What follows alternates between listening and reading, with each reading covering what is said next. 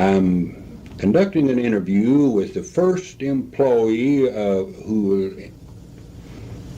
the first faculty member of Texas College of Osteopathic Medicine, Dr. Elizabeth Harris, who was employed in the spring of 1970.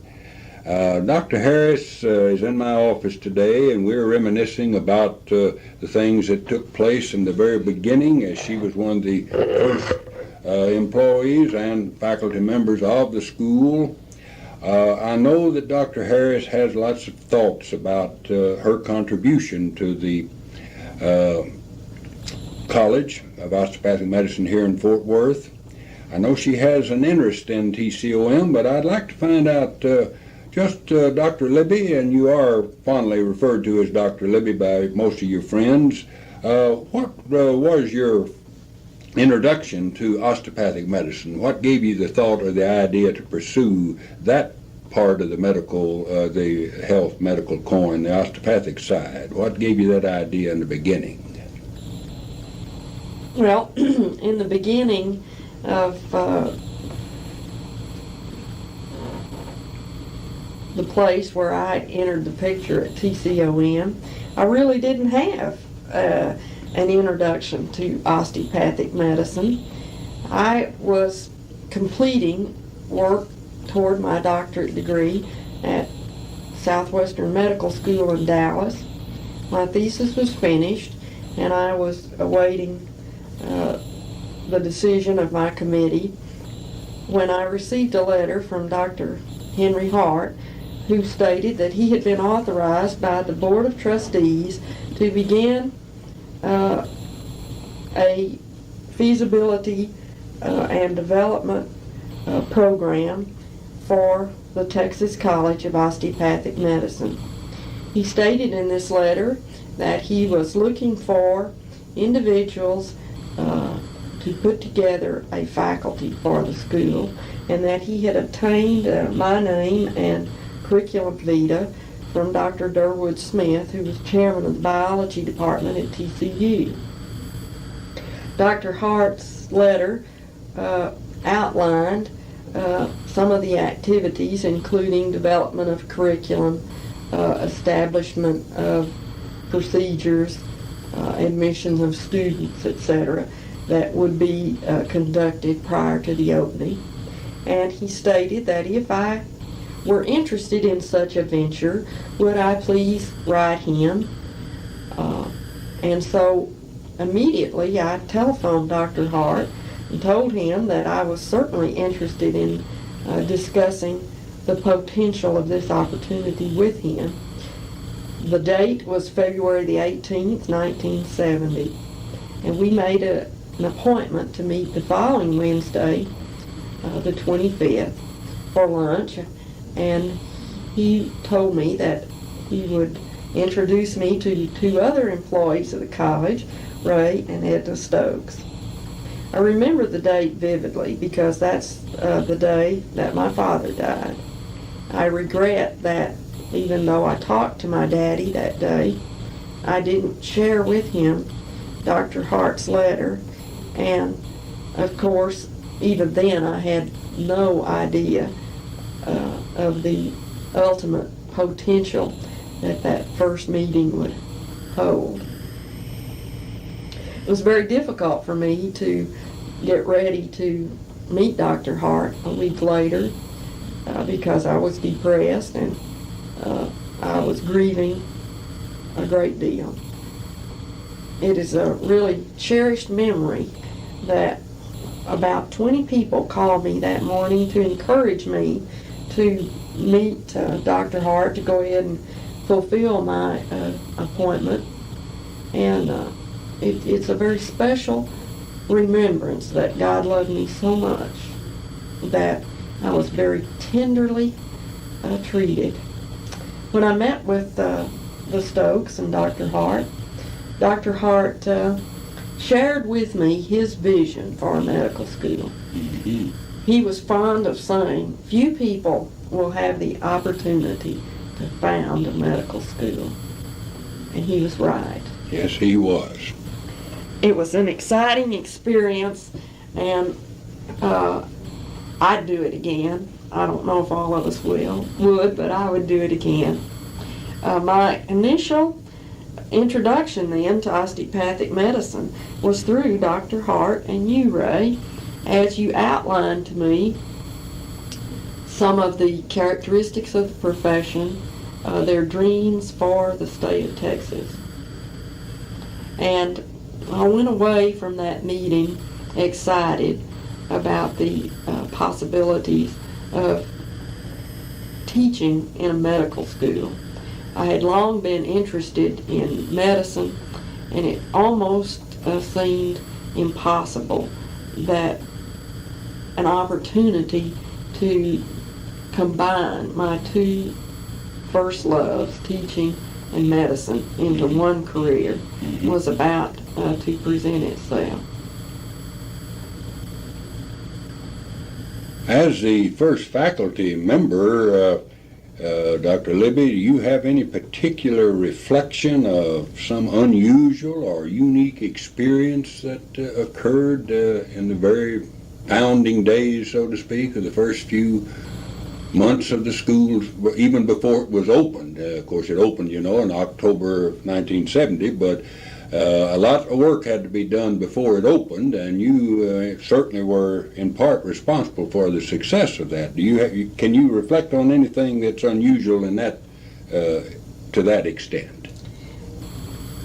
In thinking back over that spring and the activities that went on, I would like to first comment that I feel, as Dr. Hart has stated in his reminiscence, that it was almost as though a providential declaration had occurred to begin movement toward the establishment of the Texas College of Osteopathic Medicine. I feel that a group of people were brought together, each of whom brought his own talents, his own educational experiences, his philosophy, his commitment to the establishment of the institution, and that it was through the interaction of people, each with his own particular style, that gave to the college many of its characteristics. And it was certainly the dedication of many of these people that allowed it to become a reality. I'm very grateful to all those people who took part, no matter how small that part might have been. And secondly, as I think about our interactions, I realize that it's impossible to separate the historical events from the interpersonal relationships that we all shared. Mm-hmm. And these relationships weren't always well thought out, highly intellectual, rational, stepwise interactions. Many were selfish. Many were conducted in the heat of emotion. There were, in fact, some difficulties to overcome. And as I reflect, of course, my personal view will be part of that. But in no way do I ever want to be misunderstood, to be critical of anyone or of any of these activities. I think that God truly brought together a group of people who had a very definite thing to share in the development of the college, and that it was a very special opportunity for all of us. And certainly I agree with Dr. Hart that few people would ever have such an opportunity. Some of the unusual experiences that I think about just quickly are in the early times, the way we were able to get done critical procedures or applications, critical steps, without backup of large amounts of personnel or equipment or funds. You can say that in capital letters, I believe. I recall specifically how many individuals were especially generous. The first typewriter that was available to the faculty was one that Dr. George Lubel gave us from his office because he knew we needed it desperately. I remember that my husband Joe was always available to haul tables or chairs or equipment in his pickup truck.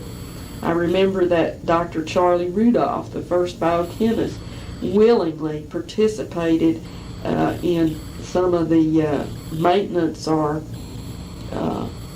carpentry activities. Right. In fact, Charlie used to laugh and say that everyone thought he was a general contractor and he wasn't known as the biochemistry professor. Back of it all, I think, was first of all the dedication of our founders, Drs. Lubel, Everett, and Byer, and their determination to override obstacles, to spend their own money and their own time unselfishly, never seeking attention for what they had done. And secondly, Dr. Hart's great wisdom, which he brought to us out of a lifetime of experience in education, but also great experience in the real world of dealing with other people in such areas as the State Board of Medical Examiners in the Basic Sciences, where he had served as founding president until he resigned to take his position at TCOM. And pardon me for butting in, but I think it was because of his concern, I don't know that there would have been a conflict of interest, but he certainly thought there was, and that's why he resigned from the job that he had with the Basic Science Board. Which illustrates the kind of person Dr. Hart is. I recall his statement that, "Sir, on one issue this college will never compromise, and that is integrity." Amen. And I am proud to have been associated with such a man. Well, we had the commitment of our founders, unselfishness, and we had Dr. Hart's wisdom, and then we had a lot of hard work that was added to that mixture. And I believe with all my heart that we were blessed with providential oversight of all of our activities. The times when things looked very bleak, and then almost miraculously some new contributor, as the couple from Dallas would make a donation of the size that it would pay one faculty member's salary for the entire year. Or Dr. Lubel would obtain a grant from a foundation. That was one of my unique experiences.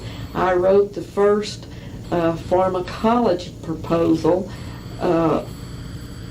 by the seat of my pants on your old typewriter, using catalogs and a whole lot of common sense and just the ability to put together a logical discussion. And a foundation funded us for about $10,000, I believe, in order to buy the first equipment that was used in the physiology and pharmacology laboratories.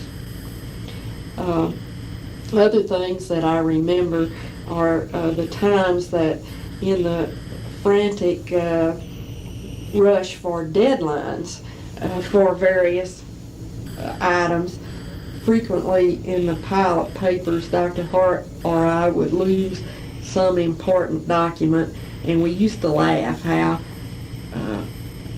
some paper could get lost when there were only 2 desks for it to be lost in. Right. One of the things that we might talk about are the students that first year. I remember of the 20 students, plus one special student, I'd call them all outstanding for one reason. Well, you had a particular interest in that, didn't you, Dr. Libby? Because you were weren't you on the first admissions committee? That's correct. Of course, about the time we started to select the class, there were probably only 4 of us employed as full-time faculty, and one of my functions was to serve on the admissions committee. We did not solicit students for that first year, which I think was the wisdom of Dr. Lubel, perhaps, that should there not be adequate funding, or should any of a number of events not occur, then we would not have spent a great deal of effort in soliciting students and then have to turn around and say, well, we're sorry, but we're really not going to open. All of the applicants approached TCOM from personal contact. And I am taking the time to mention this because I think it's extremely significant and probably still holds true that the most important contacts that osteopathic medicine has made in terms of recruitment of students has been those personal contacts where opportunities are given to explore the meaning of this school of medicine. Mm-hmm. At any rate, we had a number of applicants, and the first interviews were held in the boardroom at the hospital. Dr. Bob Nobles, Dr. Virginia Ellis, and Dr. John Kemplin were faithful, dedicated partners in the selection of the first class, and were faithful to attend meetings and to attend interview sessions and to take a very active part in this process. One of the students that I remember who came to that first day's set of interviews had come up from Port Arthur, and he arrived breathless to the hospital boardroom and suddenly said, "Oh my goodness, I've got to go, I'll be right back." And he rushed out because he was certain he had left the engine running in his car. And that was Ken Brock. Ken Brock, yeah. First class of 74. How many? We wound up with 18 out of that group. Right. Of course, there are many outstanding members among that class, but I remember them all, remember their names, remember the interactions that we had, and that was a unique and very special opportunity to teach such a small group of students and to have the wonderful teacher-student interaction. But secondly, these were men and women who had the most outstanding motivation of any group that I have ever seen. They felt as though they had suddenly been given a very special opportunity to become physicians, something that they each wanted to do, but for some reason or another had not had the opportunity until TCOM was founded. And that reminds me of something else. You know, Ray, it's really my pet peeve to hear people say TCOM. That goes on quite a bit now. I remember also when that term was first used, and I wish that everyone would stop and say TCOM. And I guess as part of historical documentation, that's my prerogative, to have a pet peeve. It certainly is, and you're certainly justified in having it.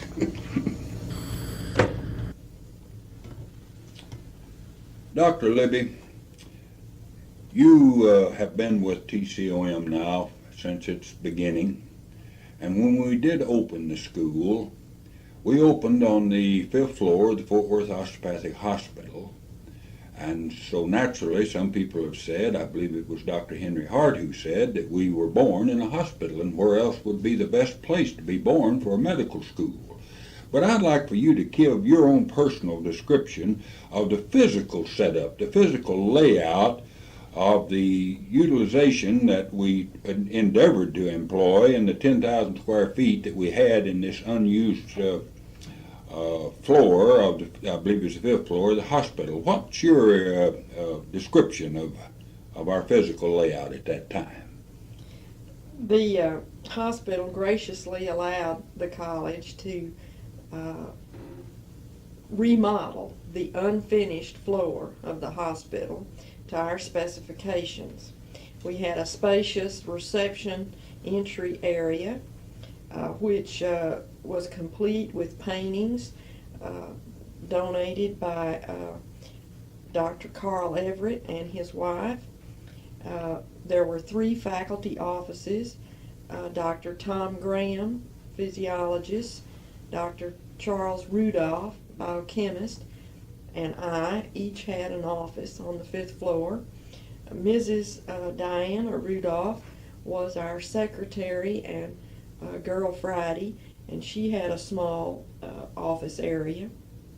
The classroom and the library were located across the hall from the offices, and beyond the classroom, which was quite spacious for a class of 20 students plus 3 or 4 visitors who might be present.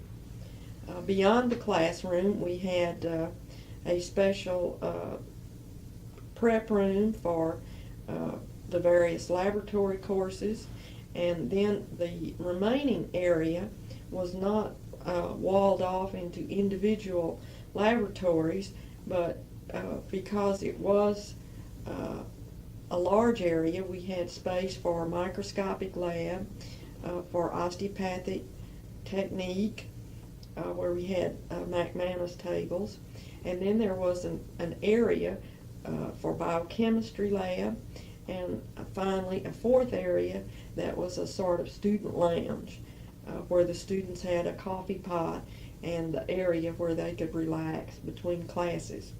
One of the reasons that we were able to operate in this kind of an arrangement was the fact that, of course, the class was small.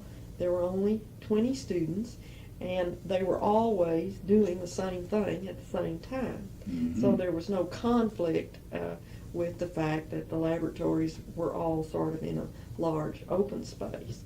The little White House, as it has come to be known, housed, as you recall, your office and Mrs. Stokes, Dr. Hart, Dr. Bannister, who was a microbiologist, Dr. Mary Shunder, our anatomist, and later in that first year we were joined by Billy Westbrook, our first college secretary, receptionist, right, phone operator, etc.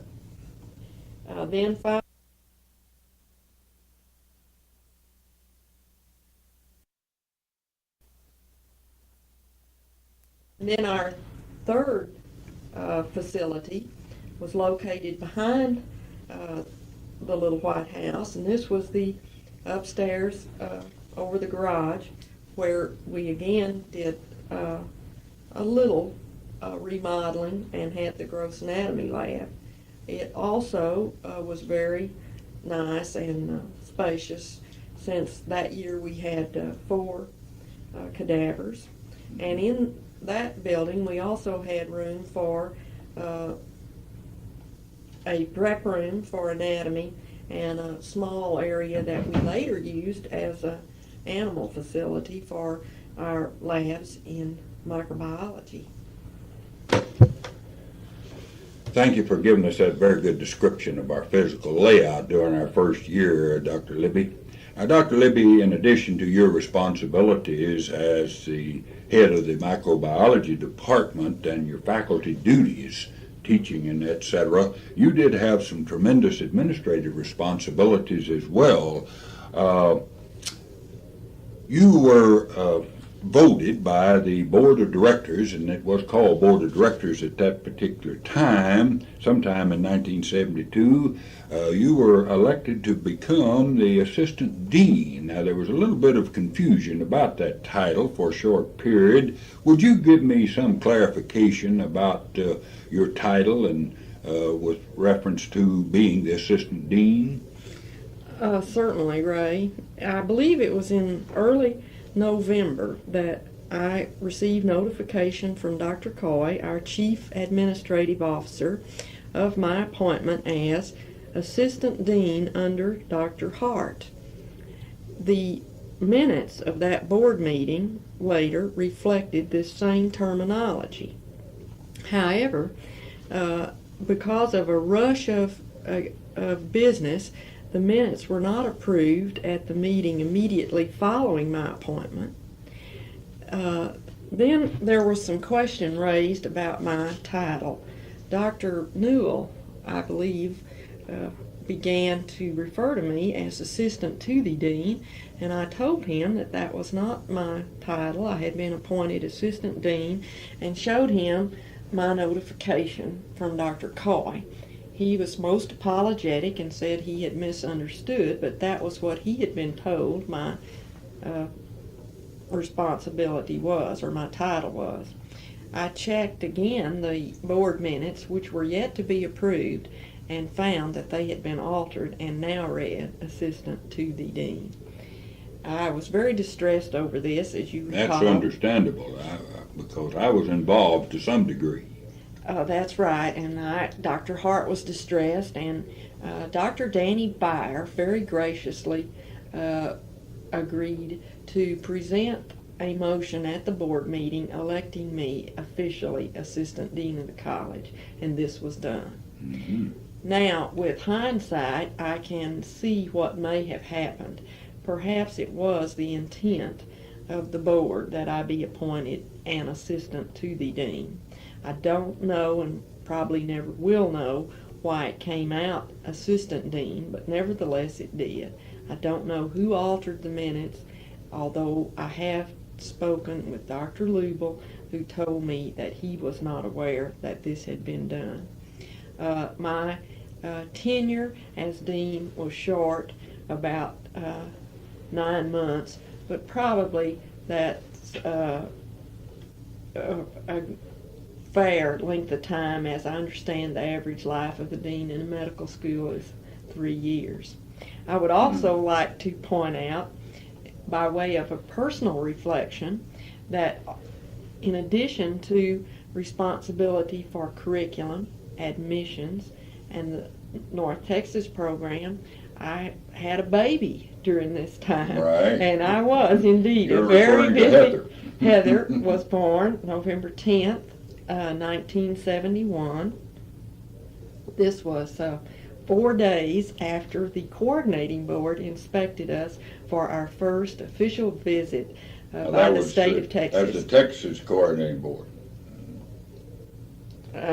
We had prepared a lengthy report, and members of the coordinating board were here on Friday before I had the baby on Wednesday following. That was a close call.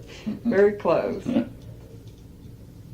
Now, did you want to talk a bit about the North Texas involvement? Because that was going on at Yes, this time. what I would like to discuss with you, if we have time here, and I think we can, long about December 1971, there were some meetings that started out on a social level that became very serious, possibly with some type of a cooperative joining together of some of our basic sciences with the North Texas State University.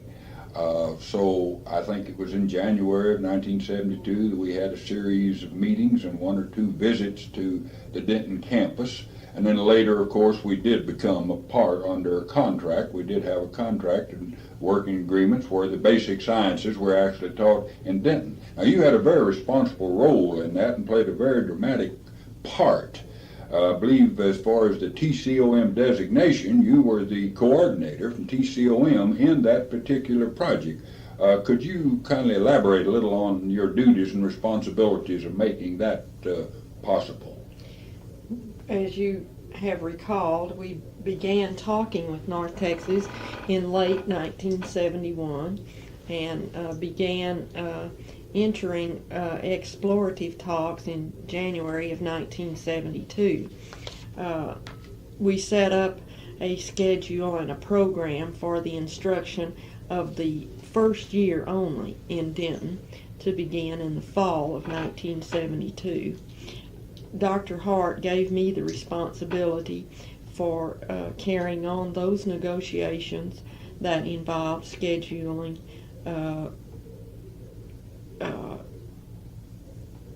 student related matters, while he was personally responsible with the budgetary elements, along with Dr. Foray.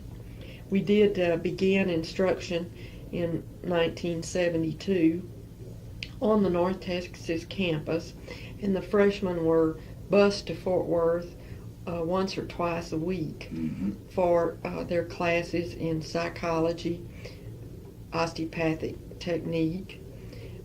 We employed the transportation enterprises to transport students, and that was one of my responsibilities, seeing that they got to Fort Worth. I also went to Denton once a week to make sure that things were operating smoothly there. Usually they weren't, and so there were a lot of headaches to deal with that aren't any different from any of the administrative matters that we still contend with today. May I interject this question? I think there was a possibility, or the matter of being accepted, and here and again I don't mean to be sounding uncomplimentary as far as the personnel and the students of North Texas were concerned, but you had a little difficulty being acknowledged that you were there for a while, recognized, didn't you? That's certainly true. Many times no one knew what Texas College of Osteopathic Medicine was, or that we were there. It was probably 2 years before we finally got a sign on that campus that did reflect the basic sciences of the Texas College of Osteopathic Medicine. Right. Another area that I think is significant is the fact that the faculty for this first year teaching in Denton was mostly made up of individuals who were employed by TCOM. Right. There was some assistance by a few people in from the North Texas, but most of the teachers were people who were employed by TCOM and who commuted to Denton. Dr. Tom Graham was no longer with us, Dr. John Goggle in physiology, Dr. Tom Wylot, Dr. Carnes in anatomy, and others drove from Fort Worth to Denton to take part in the classes there. Right. The following year, in the fall of 1973, those of us who were employed by TCOM were placed under contract by North Texas State University, and we taught the first year and a half in Denton, then from 1973 until 1977. During that time, still the majority of the teaching was by those of us who formed the nucleus of the faculty at TCOM, although some individuals from North Texas assisted on a part-time basis, and is still reflected in our biochemistry department, where many of the faculty are part-time at both institutions.